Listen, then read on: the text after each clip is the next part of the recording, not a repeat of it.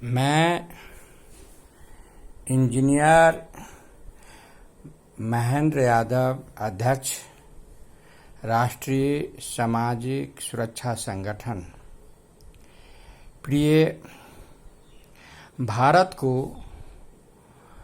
15 अगस्त 1947 को आज़ादी मिला। आज़ादी क्या मिला? सिर्फ सत्ता का हस्ताक्षर हुआ। भारत की बिगड़ती हुई स्थिति को देखकर डॉक्टर राम मनोहर लोहिया ने सप्त क्रांति की घोषणा की। पहला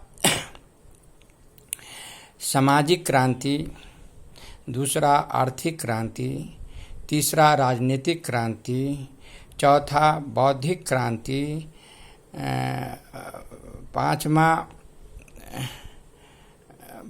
पांचवा शिक्षा क्रांति, छठा सांस्कृतिक क्रांति और सातवां आध्यात्मिक क्रांति। इसी को 1974 में जयप्रकाश नारायण ने संपूर्ण क्रांति कहा था और जिसके कारण सत्ता का परिवर्तन हुआ, परंतु भारत के विकास में कोई प्रगतिशील नहीं हुई। इसलिए मैं इन सप्त क्रांति को मानते हुए मैं एकादश क्रांति की घोषणा करता हूँ। आठवां क्रांति पर्यावरण क्रांति, नौवां क्रांति आरोग्य क्रांति, 10वां क्रांति नैतिक क्रांति और 11वां क्रांति नारी क्रांति। प्रकृति के साथ जो छेड़छाड़ हो रही है, प्रकृति का जो संतुलन बिगड़ रहा है, उसका मुख्य कारण है वायु प्रदूषण, जल प्रदूषण और भोजन प्रदूषण। वायु प्रदूषण के कारण 70 लाख लोग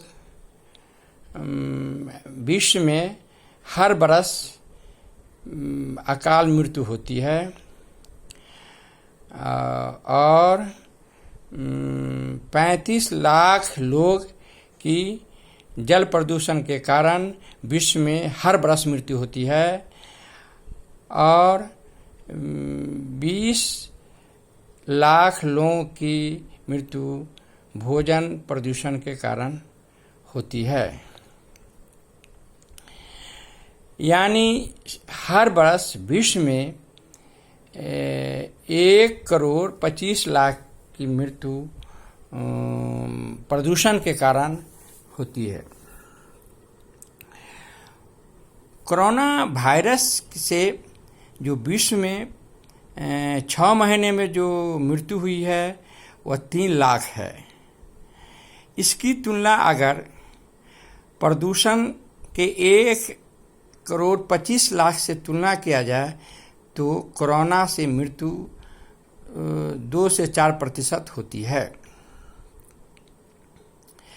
विश्व स्वास्थ्य संगठन के अनुसार विश्व में 23% मृत्यु प्रदूषण के कारण होती है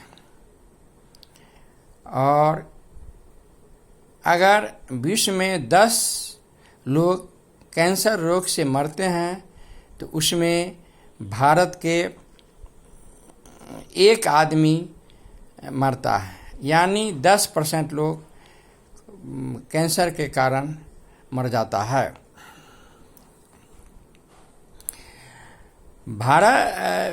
भारत की जो क्षेत्रफल है, भारत की क्षेत्रफल से चीन का क्षेत्रफल 3 गुना कम है। संयुक्त राज्य अमेरिका का क्षेत्रफल भारत के क्षेत्रफल से 3 गुना ज़्यादा है और रूस का क्षेत्रफल भारत के क्षेत्रफल से 5 गुना ज़्यादा है। भारत की जनसंख्या 1 अरब 30 करोड़ है। चीन की जनसंख्या 1 अरब 40 करोड़ है। संयुक्त राज्य अमेरिका की जनसंख्या 36 करोड़ है और रूस की जनसंख्या 20 करोड़ है। क्षेत्रफल के हिसाब से देखा जाए तो भारत की जनसंख्या सबसे ज़्यादा है। अभी तक जितने भारत के पार्टी के प्रधानमंत्री बने हैं, अभी तक जनसंख्या नियंत्रण पर कुछ भी काम नहीं किया है, जो भारत की मूल समस्या से काफ़ी दूर है। भारत सरकार को चाहिए कि समान नागरिक संहिता को लागू कर 2 से ज़्यादा बच्चा न पैदा करने के लिए कानून जल्द से जल्द बनावे और साथ ही साथ ये मनुष्य जो कार्बन डाइऑक्साइड छोड़ता है और मनुष्य के कारण इसी अनुपात में मोटरसाइकिल, कार, बस आदि जो पेट्रोल और डीजल से चालित होता है, उसे विद्युत से चालित करने का प्रयास करें। उद्योग और फैक्ट्री भी जो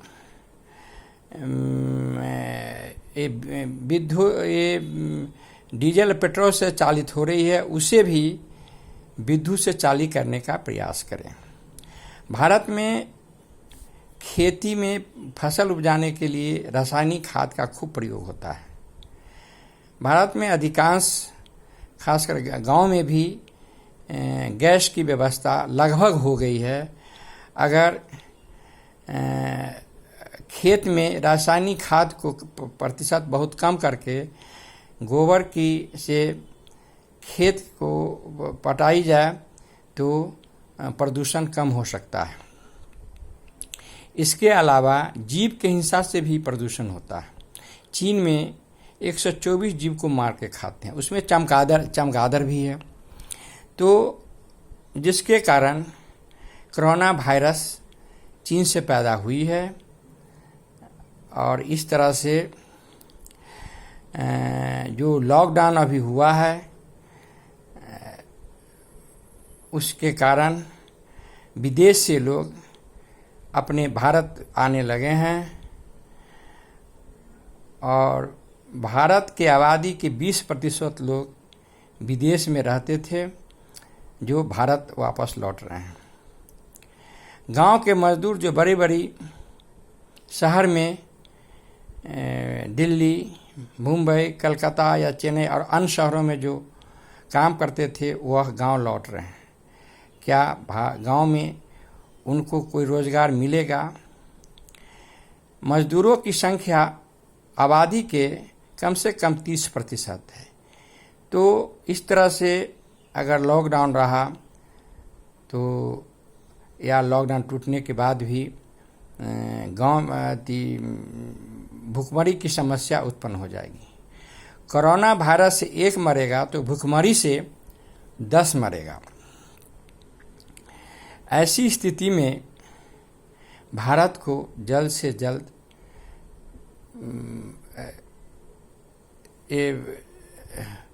जनसंख्या नियंत्रण करने की जल्दी से जल्दी प्रयास किया जाए और विद्युत को निजीकरण करके विद्युत पैदा किया जाए। अभी तक जो विद्युत पैदा की जाती है वह बहुत ज़्यादा उसमें चोरी हो जाती है। अगर निजी कंपनियां के हाथ में आए तो ये चोरी बंद हो जाएगी और विद्युत हर जगह काम करने लगेगी। इसलिए मेरा निवेदन है कि ये प्रदूषण कम करने के लिए भारत को प्रयास करना चाहिए और प्रदूषण मुक्त भारत का निर्माण करना चाहिए। नहीं तो भारत नष्ट के कगार पर है और नष्ट होने में थोड़ी भी देर नहीं लगेगी। इसी के साथ मैं अपना बात ख़त्म करता हूँ और जय भारत।